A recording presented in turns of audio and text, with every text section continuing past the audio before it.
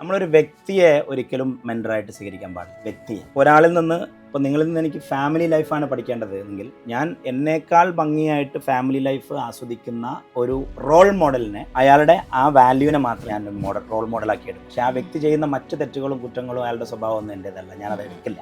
ആ ഒരു പാട്ട് മാത്രം നമ്മൾക്ക് വേണ്ടത് എന്തോ നമ്മൾ അത് എടുക്കുന്നുള്ളത്.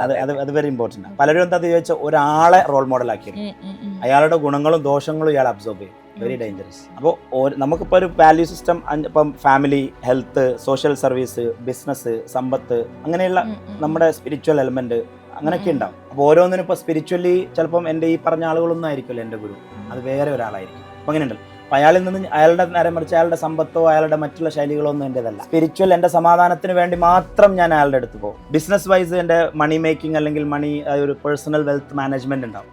അപ്പോൾ അതിന് എൻ്റെ അടുത്ത് വേറെ ആളായിരിക്കും.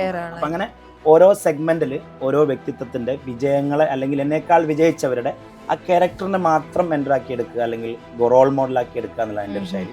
ഞാൻ ഒരിക്കലും ഒരു വ്യക്തിയെ പൂർണ്ണമായിട്ട് അയാളാകാൻ ഞാൻ ശ്രമിക്കുകയോ അല്ലെങ്കിൽ അയാളുടെ സ്വഭാവങ്ങളെ മുഴുവനായിട്ട് അഡോപ്റ്റ് ചെയ്യാൻ ശ്രമിക്കുകയോ ചെയ്യാറില്ല.